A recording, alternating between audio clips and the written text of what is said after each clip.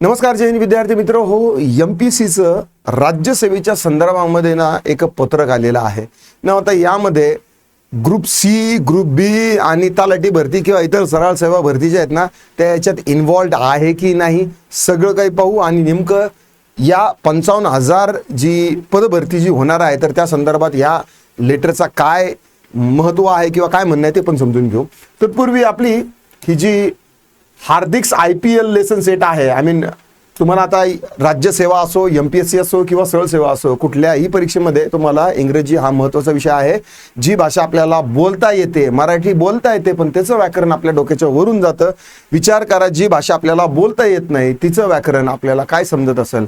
म्हणून हा पॉइंट आपण मुळापासून हँडल करता यावा. म्हणजे भाषेचे नट्स अँड बोल्ट्स जर तुम्हाला समजले ना तर त्याचं व्याकरण देखील समजायला वेळ लागत नाही आणि अभ्यास करायला एक मजा येते. तर त्या हिशोबाने आपण काय केलेलं आहे, 7 day trial English speaking course देखील केलेला आहे, ज्यामध्ये तुमचं स्पर्धा परीक्षेसाठी बेसिक टू ॲडव्हान्स पर्यंतचा ग्रामर जो आहे त्याचा कॉन्टेक्स्ट तुमचा डेव्हलप झालेला असेल. फक्त 49 रुपीजमध्ये आहे. आणि यासोबत आपलं जे व्होकॅब किंग 7000 वर्डचं पुस्तक आहे ते देखील आहे. यामध्ये एक जागा वेगळी अमेझिंग लँग्वेज ॲक्विजिशन सिस्टम जे आहे, English movies, English songs and fun स्टोरीच्या थ्रू आहे. पहिला जो लेसन आहे हार्दिक्स IPL, एन्जॉय करा आणि स्वतःची इंग्रजी जी आहे तर ती इम्प्रूव्हमेंट करा. न आता हे जे लेटर आहे तर हे आहे पहा 2 तारखेचं. हे कधीचं आहे, हे 2 एप्रिलचं लेटर आहे ना. आता याचा संदर्भ बाकीचे हे सरळ सेवा एक्झाम वगैरे त्यांच्यासाठी आहे का? बिलकुल नाही. काय आहे तर ते बघून घेऊया. बघा TRC नंबर वगैरे इथे दिलेला आहे. बैठक दिनांक 6 तारखेला आहे, वेळ दुपारी 2:30 वाजता आहे. बैठकीची सूचना आहे. ठीक आहे. या आता याच्यात सचिव सर्व मंत्रालयीन प्रशासकीय विभाग मंत्रालय यांना पाठवलेला आहे. विषय काय आहे, महाराष्ट्र लोकसेवा आयोगामार्फत जलद गतीने पदभरती करण्याबाबत. आता ही जी राज्यसेवेची किंवा MPSCची जी पदभरती होते ना तर याला फार उशीर लागतो, वेळ लागतो. ती जलद गतीने कशी करता येईल या संदर्भात आहे ना. आता आपली MPSCचे काही जे पथक आहे, MPSCचं पथक आहे तर ते केरळला गेलं होतं आणि केरळला प्री आणि मेन्स या दोन्ही परीक्षा होऊन त्यांचा रिझल्ट 8 ते 10 महिन्यात लागतो, जो आपल्याकडे 1.5 वर्ष किंवा 18 महिन्यापर्यंत लागत असतो. तर त्या अनुषंगानं ही बैठक आहे.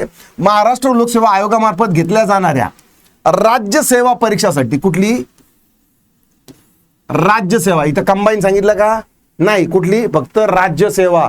राज्यसेवा परीक्षासाठी मागणी पत्र पाठवण्याबाबत कारवाई प्रशासकीय विभागामार्फत केली जाते. ठीक आहे. राज्यसेवा आहे, इथं सरळ सेवेचा काही संदर्भ आहे का? नाही. परत एकदा सांगतोय, ग्रुप बी आणि ग्रुप सीचा आहे का? नाही. राज्यसेवेची गट अ ची पदं जी MPSC मार्फत सरळ सेवेने भरली जातात, जी राज्यसेवेची जी पदं आहेत ना तर प्री आणि मेन्स वाले काही परीक्षा आहेत त्या वेगळ्या आहेत, पण काही परीक्षा ज्या आहेत तर त्याला फक्त एकच परीक्षा असते. मागच्या एका व्हिडिओमध्ये दाखवलं होतं आपण कसं, आणि ती TCS मार्फतच होते, ते पण दाखवलेलं आहे.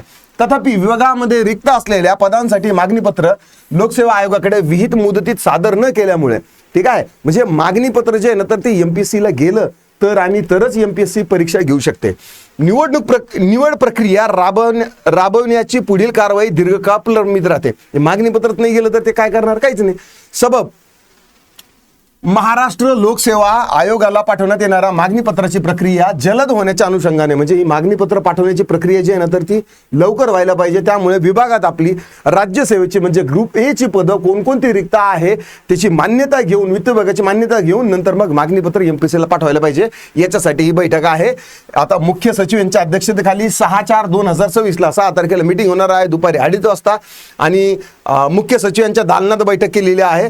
आणि सगळी माहिती जी आहे संवर्गाच्या रिक्त पदाची तसेच बिंदू नामावलीची सध्याची स्थिती ही माहिती ज्याच्यामध्ये घ्यायची आहे. म्हणजे बिंदू नामावली आणि सध्याची रिक्त पदं किती आहे, भरलेली किती आहे, त्यानुसार मग मागणीपत्र किती पदासाठी पाठवायचं आहे याच्यासाठी ही मीटिंग आहे. आशा करतो हा व्हिडिओ तुम्हाला आवडला असणार आहे. यामध्ये कुठेही कंबाईनच्याही परीक्षेबद्दल काही नाही आहे आणि ग्रुप सीची स्पेसिफिकली तलाठीच्या अँगलने जर आपण पाहिलं तर तलाठीचा आणि याचा काहीही संबंध नाही आहे. आशा करतो तुम्हाला व्हिडिओ आवडला असेल तर लाईक करा, शेअर करा, कमेंटमध्ये तुमचे काही दिक्कत, डाऊट, क्वेरी, परेशान असतील नोंदवू शकता. आता पुरतं एवढंच थांबतो. पुन्हा भेटूया. राम राम.